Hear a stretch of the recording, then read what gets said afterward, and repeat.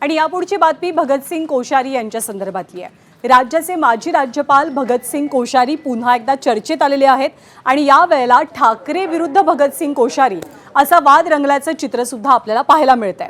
राष्ट्रीय स्वयंसेवक संघाच्या शताब्दीनिमित्त एक कार्यक्रम आयोजित करण्यात आला होता आणि या कार्यक्रमातल्या काही व्यक्तींच्या उपस्थितीवरनं राज ठाकरेंनी सरसंघचालक मोहन भागवत यांच्यावर एक प्रकारे टीका केलेली होती। पण आता भगतसिंग कोश्यारींनी राज ठाकरेंना उत्तर दिल्यावर पलटवार केलेला आहे तो संजय राऊतांनी। राज ठाकरे मोदींना जास्तच घाबरलेत असा उपरोधिक टोला भगतसिंग कोश्यारी यांनी लगावलेला होता। त्याचा समाचार घेताना राऊतांनी कोश्यारींवरती जोरदार तोंडसूक घेतलाय। मोदी आणि अमित शाह यांच्या डोळ्यात डोळे घालून बोलण्याची हिम्मत सुद्धा नाही असा टोला राऊत लगावतात।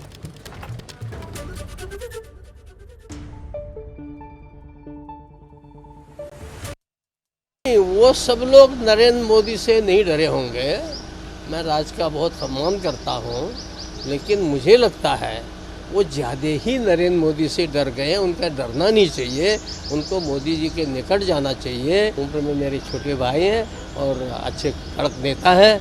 मैं उनसे कहूँगा कि नरेंद्र मोदी से डरो मत, और महाराष्ट्र में हो, छत्रपति शिवाजी महाराज के उसमें कर्मभूमि में हो, तो उससे डरने की कोई आवश्यकता नहीं। डरना हो तो गलत काम से डरो। अरे त्याला नीट धोतर नेसता येत नाही रे, तो काय आम्हाला अक्कल शिकवतो? हा, त्याला नीट धोतर नेसता येत नाही स्वतःचं। बघा ना तुम्ही त्याच्या समोर, बघा तुम्ही त्याला एकदा, त्याचं धोतर कसं असतं ते। जो स्वतः धोतर नीट नेसू शकत नाही तो ठाकरेंना सांगतोय आम्हाला मोदीला घाबरू नका। मोदीला कोण घाबरत आहे? हातामध्ये तुमच्या सत्ता आणि एजन्सी म्हणून तुम्ही आम्हाला सांगा काय धोतर नेसायला शिका आधी नीट, आणि मग इथे महाराष्ट्रातून आम्हाला अक्कल शिकव। एक नंबरचा लफंगा माणूस आहे तो। मला असं वाटतं आज जर भगतसिंग असते त्या कोश्यारीनं खूप चोपला असतं स्वतःचं नाव ठेवलंय म्हणून। इतका दर्जाचा हा माणूस आहे।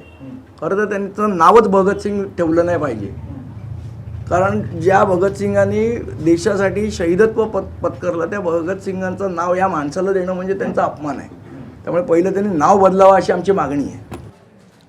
पण शिवसेना आणि मनसे या दोनही पक्षांनी भगतसिंग कोश्यारी यांच्यावरती केलेल्या टीकेला भाजपनं जोरदार प्रत्युत्तर दिलंय।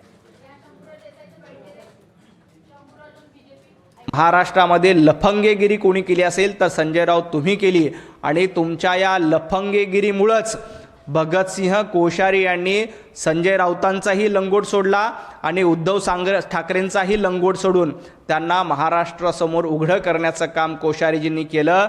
त्या कोश्यारीजींवर टीका करू नका।